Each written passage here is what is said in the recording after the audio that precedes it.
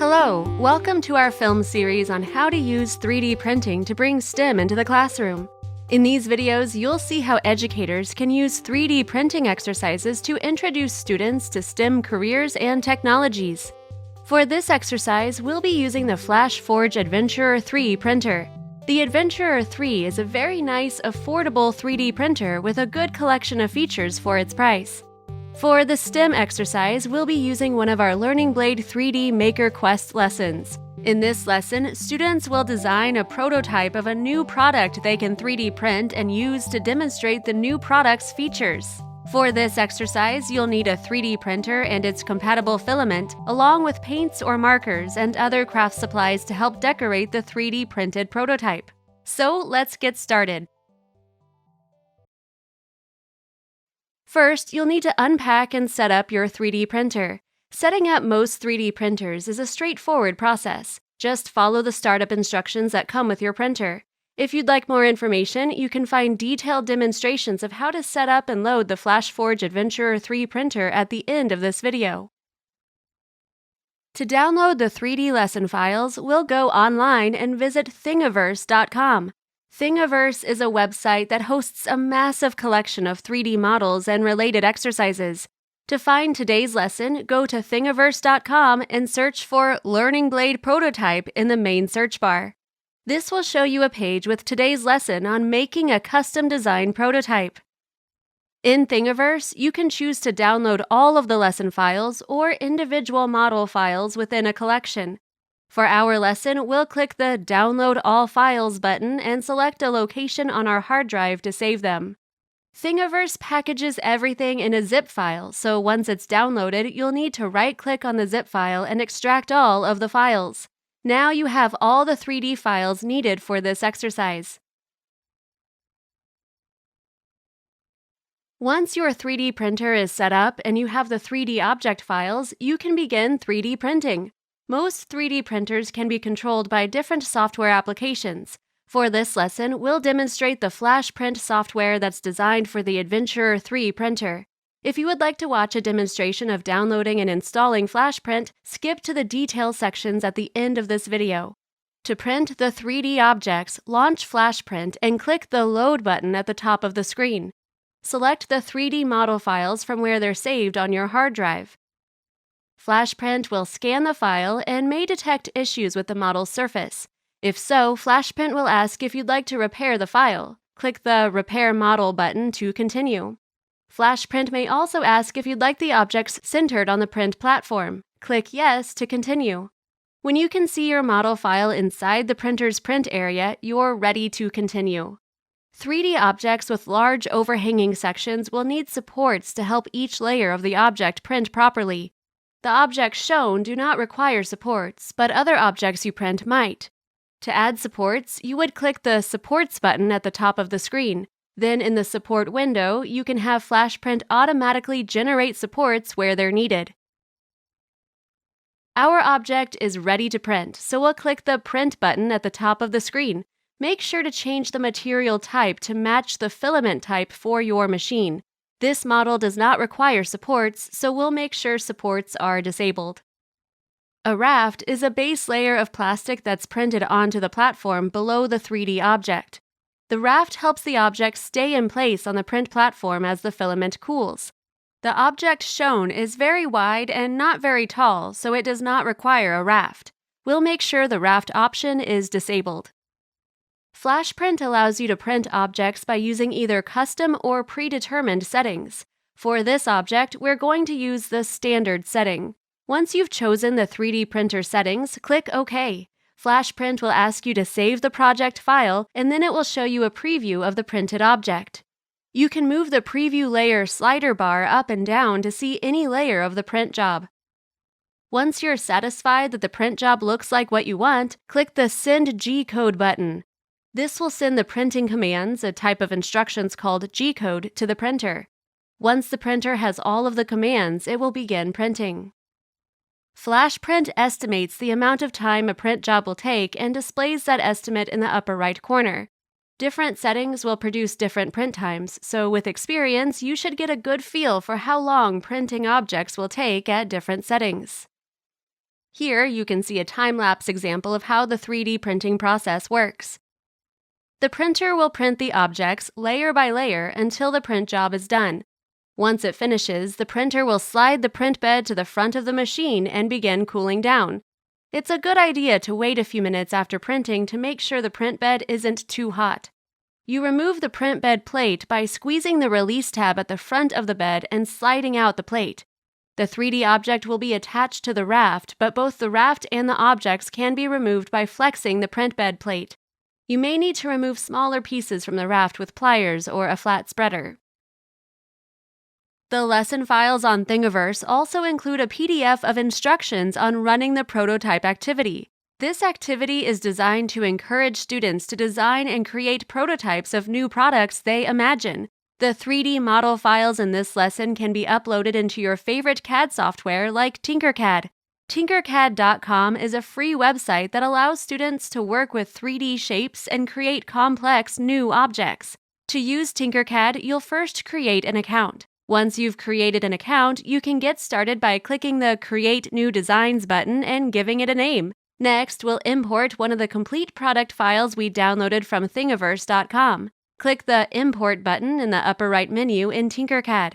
TinkerCAD will ask you to choose the file to import, so select the file you want and click Open. After you select the file, TinkerCAD will allow you to modify the scale or dimensions of the file when it's imported. We're going to leave the size alone, so simply click Import, and TinkerCAD will add the imported file to your workplane.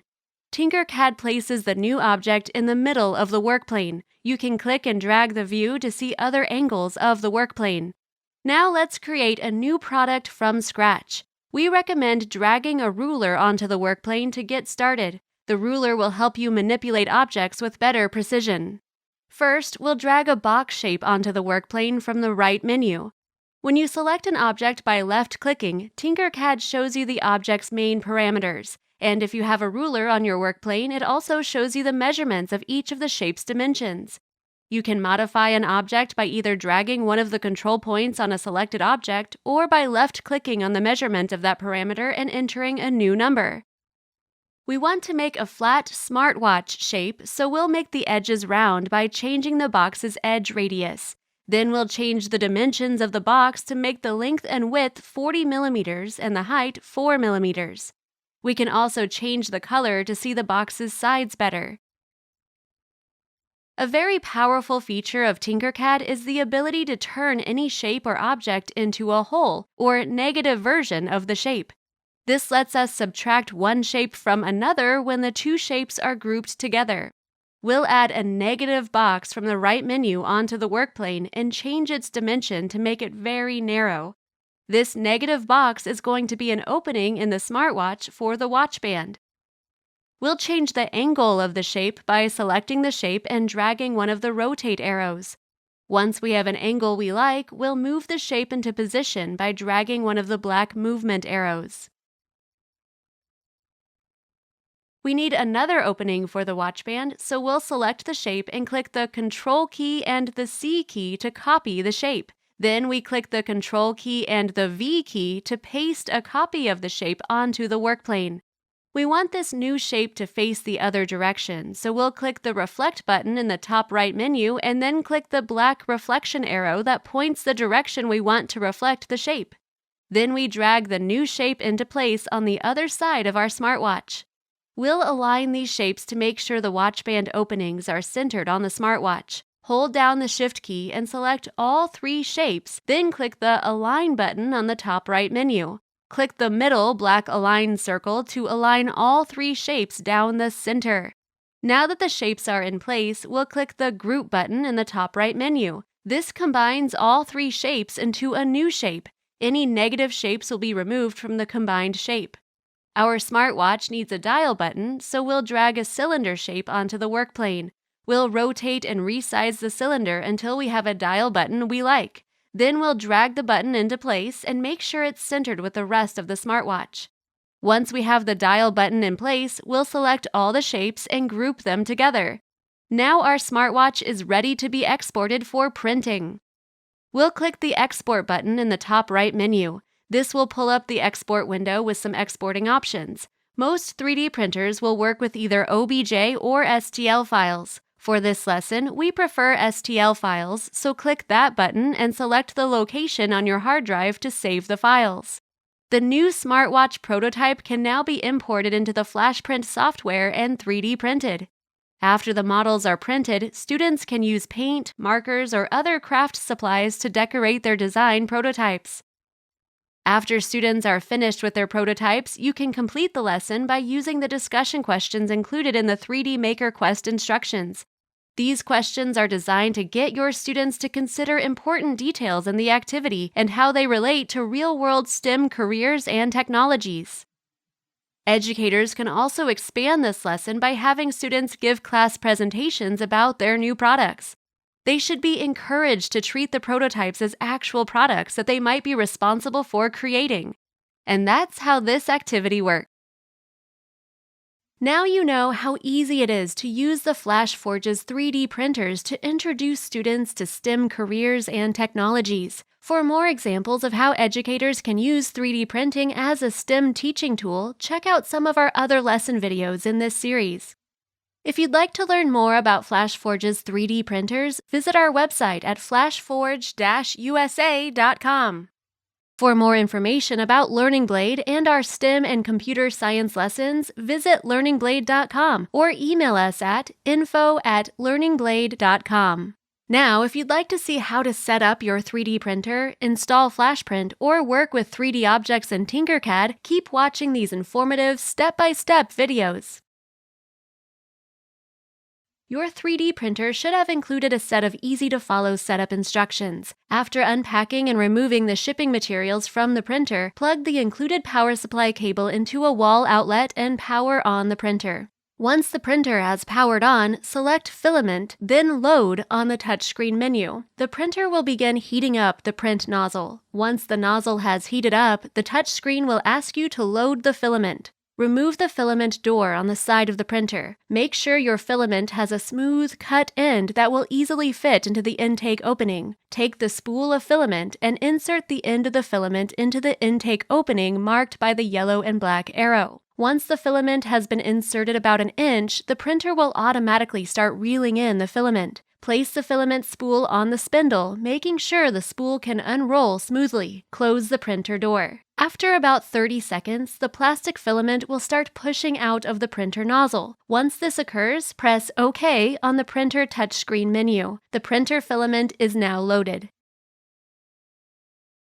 Once your 3D printer is set up and loaded with filament, we advise you to connect the printer to your Wi-Fi network. This will make printing from the Flashprint software much quicker and easier. You can connect the printer through the touchscreen menu on the front of the printer. Press Tools, then Network, then Wi-Fi. The printer will then scan for available Wi-Fi networks. Use the left and right arrow buttons to find your Wi-Fi network, then press the name of the network you want to use. This will take you to a screen where you can enter your Wi-Fi password. Once you've entered your password, press the check button at the top right of the screen and the printer will connect to the network. Once the printer is connected, a check mark will show to the right of the network name on the screen. You can now press the return arrow button at the bottom of the screen until you return to the main menu. The printer is now connected and ready to print.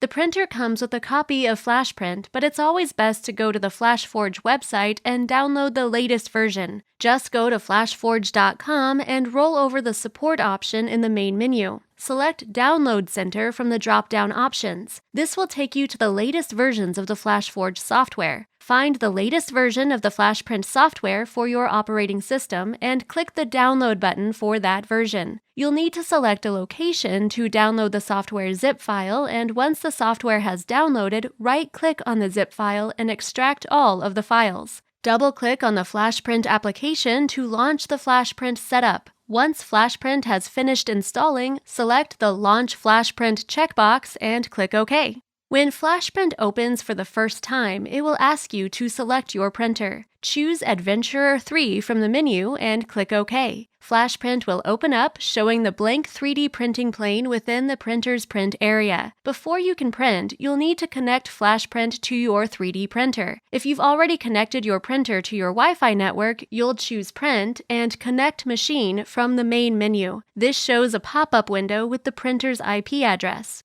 To find out your printer's current IP address, go to the printer and select Tools, then About from the printer's touchscreen menu. In the About section, press the right arrow button 2 times to see the printer's current IP address for the Wi-Fi network. This is the number you'll need to enter into Flashprint's Connect Machine pop-up window. Once you've entered the correct IP address, click the Connect button. After Flashprint has connected to the 3D printer, the printer's status box will appear in the lower right corner of the software. Click Done to close the pop-up window. Now you are ready to print to your 3D printer. To use TinkerCAD, you'll first create an account. Once you've created an account, you can get started by clicking the Create New Designs button. This takes you to a blank 3D workplane where you can drag and drop new 3D objects to make your creations. We recommend also dragging a ruler onto the workplane as well. The ruler will help you manipulate objects with better precision. The key to TinkerCAD is how easily it allows you to add, modify, and group new shapes together to create complex objects. To get started, drag a new object from the right menu onto the 3D workplane. When you select an object by left-clicking, TinkerCAD shows you the object's main parameters. And if you have a ruler on your workplane, it also shows you the measurements of each of the shape's dimensions. You can modify an object by either dragging one of the control points on a selected object or by left-clicking on the measurement of that parameter and entering a new number. TinkerCAD also has tools for grouping together multiple shapes into a new object. Press the Shift key and left-click the shapes you want to combine, and then click the Group button at the top right of the workplane. You can ungroup shapes by selecting the object and clicking the Ungroup button. A very powerful feature of TinkerCAD is the ability to turn any shape or object into a whole or negative version of the shape. This means that instead of adding to a shape, a whole or negative object will subtract from a shape once it's included in a group.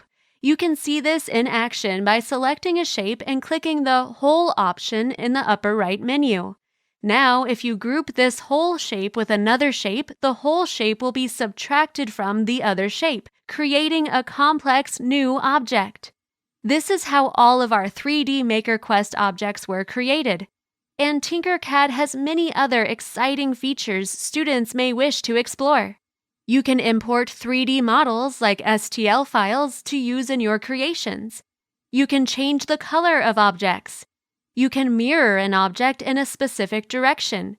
You can align objects to an edge or to the center of all the selected objects, and you can also rotate an object in any direction. By experimenting and playing around with TinkerCAD, your students can explore the exciting world of creating 3D objects.